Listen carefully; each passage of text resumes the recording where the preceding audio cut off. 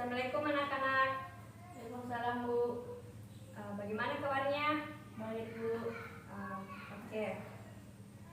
Sudah siap semua belajar? Sudah Bu. Kalau begitu kata kelas tolong dulu siapkan temannya. Dan serangan. Assalamualaikum warahmatullahi wabarakatuh. Waalaikumsalam. Doaan.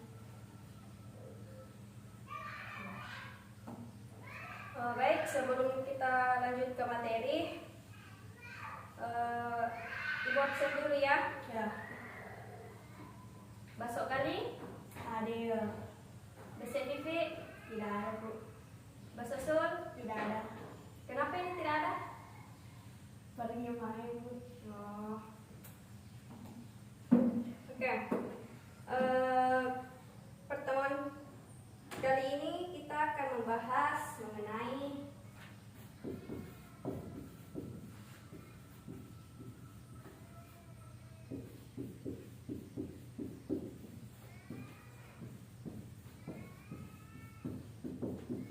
gelombang elektromagnetik.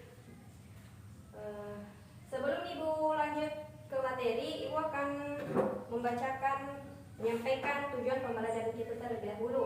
Jadi pada materi ini terdapat tiga tujuan pembelajaran, yaitu yang pertama, peserta didik dapat memahami konsep gelombang elektromagnetik. Yang kedua, peserta didik dapat memahami macam-macam radiasi gelombang elektromagnetik.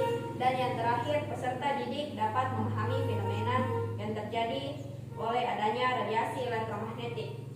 Nah, sekarang kita definisikan dulu gelombang elektromagnetik itu apa. Ada yang tahu apa ini gelombang elektromagnetik? Saya Bu. Ya, Getaran yang merambat tanpa melalui medium perantara. ya betul.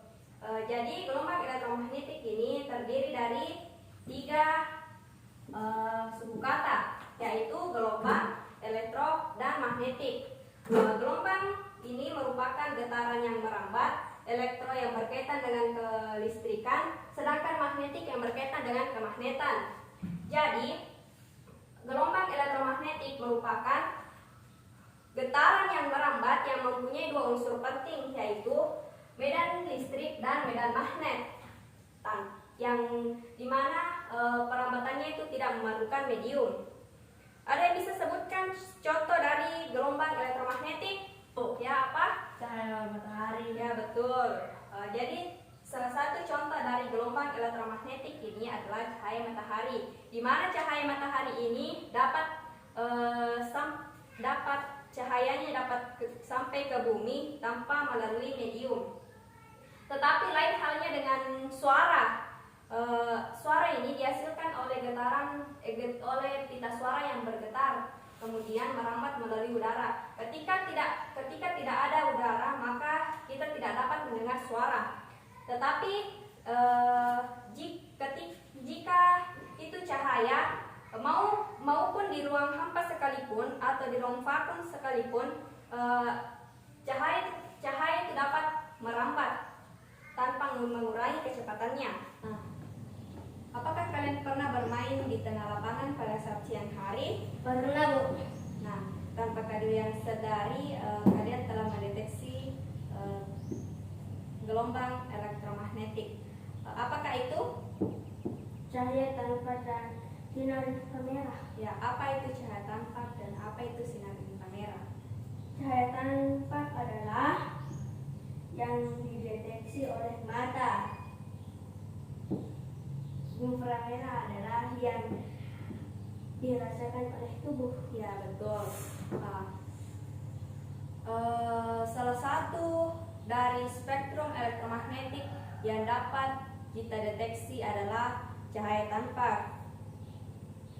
Nah, sekarang dalam radiasi gelombang elektromagnetik terdapat 7 spektrum gelombang elektromagnetik yang diurutkan ke dalam panjang gelombang terpanjang atau frekuensi terkecil ke panjang gelombang terpendek atau frekuensi terbesar, yaitu yang pertama gelombang radio, gelombang mikro, inframerah, cahaya tampak, sinar sinar ultraviolet, sinar X, dan sinar gamma.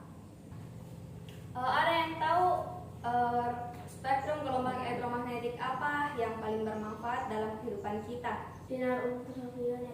Ya, betul, sinar ultraviolet. Jadi sinar ultraviolet ini sumber terbesarnya adalah cahaya matahari, di mana sinar ultraviolet memiliki energi yang cukup besar sehingga mampu membunuh kuman.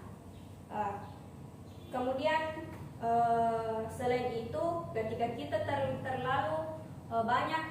terlalu lama terpapar sinar ultraviolet ini akan menyebabkan kanker kulit. Oleh karena itu ada baiknya ketika kita ingin keluar menggunakan tabir surya. Ya, sampai sini ada yang ingin ditanyakan? Tidak ada, Bu. Ya, semua sudah paham ya, Ibu. sekarang Ibu akan membagi kalian menjadi 5 kelompok.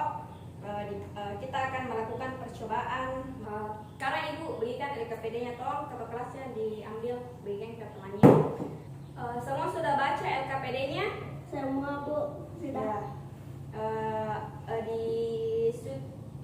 Di situ sudah terdapat alat dan bahan yang akan kita gunakan serta prosedur kerja percobaan kali ini. Nah, hal pertama yang kalian lakukan adalah melilitkan kawat tembaga ini ke paku seperti ini.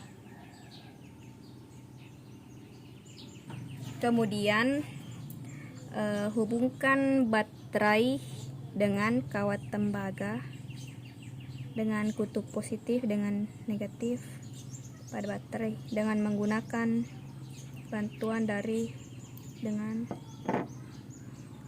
plaster untuk menghindari panas. Ya.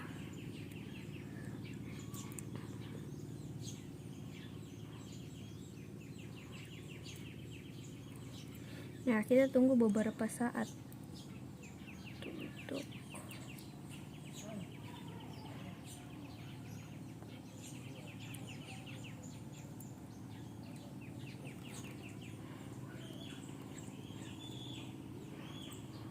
Kemudian kita dekatkan dengan besi.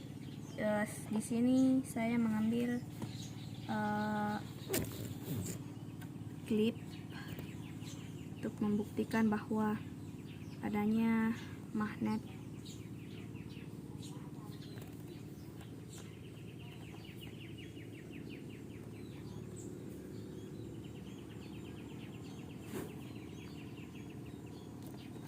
Ya, sekarang semua kelompok sudah selesai pengambilan datanya? Sudah, Bu. Ya, kita tunjuk dulu untuk kelompok pertama untuk mempresentasikan hasil percobaannya. Silakan untuk kelompok 1. Ya. Ya, itulah tadi persembahan dari presentasi kelompok 1. Baik, Ibu akan menyampaikan kesimpulan dari percobaan yang telah kita lakukan tadi. Ketika arus listrik yang mengalir melalui kawat tembaga menghasilkan medan magnet, kawat tembaga yang dililitkan berbentuk spiral atau yang sering disebut dengan solenoid akan mengkonsentrasikan medan magnet pada garis tengah lilitan magnet sehingga menghasilkan gaya magnet yang besar dan mampu menarik paperclip tadi. Baik, sampai di sini pertemuan kita hari ini, dan insya Allah akan dilanjutkan pekan depan.